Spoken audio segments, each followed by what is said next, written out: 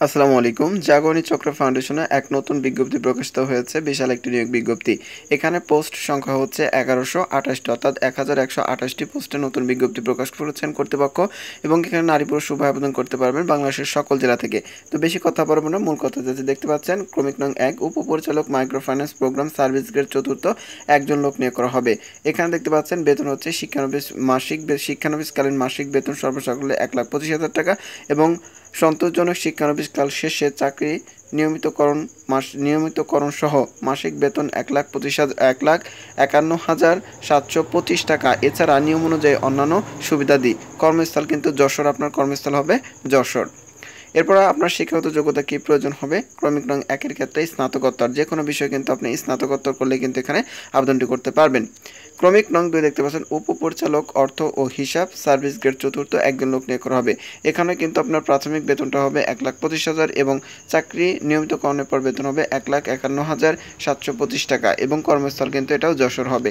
শিক্ষাগত যোগ্যতা দেখতে পাচ্ছেন বাণিজ্য বিভাগে যে কোনো বিষয়ে স্নাতকোত্তর, অর্থাৎ আপনি বাণিজ্য শাখা থেকে যে কোনো বিষয়ে স্নাতকোত্তর পাশ করলে কিন্তু আপনি এখানে আবেদনটি করতে পারবেন, নারী পুরুষ উভয় বাংলাদেশের যে কোনো জেলা থেকে। এরপরে হচ্ছে দেখেন ক্রমিক নং 3 শাখা ব্যবস্থাপক ম্যানেজার সার্ভিস গ্রেড হচ্ছে আপনারা দেখতে পাচ্ছেন 11, এখানে 100 জন লোক নিয়োগ করা হবে। এখানে কিন্তু আপনার শিক্ষানবিশকালীন বেতন হবে হচ্ছে আপনার 40,000 টাকা, এবং চাকরির নিয়মিতকরণের পর বেতন হবে 50,070 টাকা। কর্মস্থল কিন্তু বাংলাদেশের যে কোনো স্থানে হতে পারে। শিক্ষাগত যোগ্যতা স্নাতকোত্তর, যে কোনো বিষয়ে কিন্তু আপনি স্নাতকোত্তর থাকলে কিন্তু আপনি এখানে আবেদনটি করতে পারবেন। ক্রমিক নং 4 শাখা হিসাব রক্ষক সিনিয়র অফিসার সার্ভিস গ্রেড 13, এখানে 100 জন লোক নিয়োগ করা হবে, এবং বেতন দেখতে পাচ্ছেন প্রাথমিক বেতন হবে অর্থাৎ শিক্ষানবিশকালে 30,000 টাকা, এবং পরবর্তী চাকরি স্থায়ীকরণের পর হবে 37,370 টাকা। কর্মস্থল বাংলাদেশের যে কোনো স্থানে হবে। এবং শিক্ষাগত যোগ্যতা কি প্রয়োজন পড়বে? হিসাব বিজ্ঞান, ব্যবস্থাপনা, ফাইন্যান্স এই স্নাতকোত্তর ডিগ্রি থাকলে কিন্তু আপনি এখানে আবেদন করতে পারেন। স্নাতকোত্তর থাকলে আবেদন করতে পারেন, অর্থাৎ আপনি কিন্তু অনার্স পাশ করলে এখানে আবেদন করতে পারবেন। বাংলাদেশের যে কোনো জেলা থেকে নারী পুরুষ উভয় কিন্তু আবেদন করতে পারবেন। ক্রমিক নং 5 সিনিয়র অফিসার সার্ভিস গ্রেড 13, এখানে 200 জন লোক নিয়োগ করা হবে দেখতে পাচ্ছেন। বেতন কিন্তু আগেরটার মতো, এবং এখানে কিন্তু আপনি দেখতে পাচ্ছেন প্রাথমিক অবস্থায় 23,000, এবং চাকরি নিশ্চিতকরণের পর কিন্তু আপনার 37,370 টাকা, এবং কর্মস্থল বাংলাদেশের যে কোনো জায়গাতে হবে, এবং এখানে কিন্তু আপনি স্নাতকোত্তর পাশ করলে আবেদন করতে পারবেন যে কোনো বিষয়ে। ক্রমিক নং 6 দেখতে পাচ্ছেন অফিসার সার্ভিস গ্রেড 14, এখানে 300 জন লোক নিয়োগ করা হবে। এখানে কিন্তু প্রাথমিক বেতন হবে 27,000 টাকা, এবং চাকরি স্থায়িত্ব করার পর 33,575 টাকা। কর্মস্থল বাংলাদেশের যে কোনো স্থান, এবং এখানে আপনার শিক্ষাগত যোগ্যতা প্রয়োজন পড়বে স্নাতক বা সমমান পাশ। আপনি স্নাতক পাশ করলে যে কোনো বিষয়ে কিন্তু আপনি আবেদন করতে পারবেন। ক্রমিক নং 7 দেখতে পাচ্ছেন জুনিয়র অফিসার সার্ভিস গ্রেড 15, এখানে কিন্তু আপনার 300 জন লোক নিয়োগ করা হবে। বেতন সর্বসাকুল্য অর্থাৎ প্রাথমিক অবস্থায় 25,000 টাকা, স্থায়ীকরণের পর 31,760 টাকা। কর্মস্থল বাংলাদেশের যে কোনো স্থান হবে, এবং এখানে কিন্তু আপনি এইচএসসি বা সমান পাশ করলে আবেদন করতে পারবেন, অর্থাৎ ইন্টার কমপ্লিট করলে আবেদন করতে পারবেন বাংলাদেশের যে কোনো জেলা থেকে, নারী পুরুষ উভয় যে কোনো বিষয়।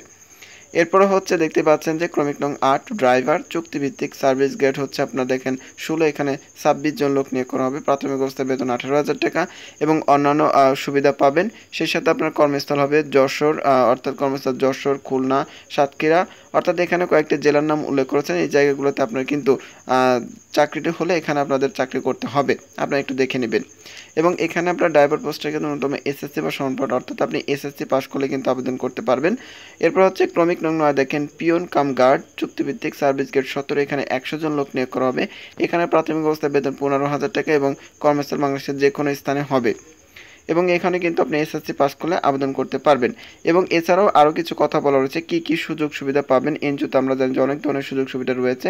এর মধ্যে বেতন ভাতা, বাৎসরিক ইনক্রিমেন্ট, উৎসব ভাতা, সিপিএফ, গ্র্যাজুইটি, বৈশাখী ভাতা, ইনসেন্টিভ, বোনাস, লাঞ্চ ভাতা, অর্জিত ছুটি, নগদায়ন ইত্যাদি কিন্তু অ্যাভেলেবেল কিন্তু ভাতা থাকে। এগুলো কিন্তু আপনারা পাবেন যদি আপনার চাকরিটি হয়।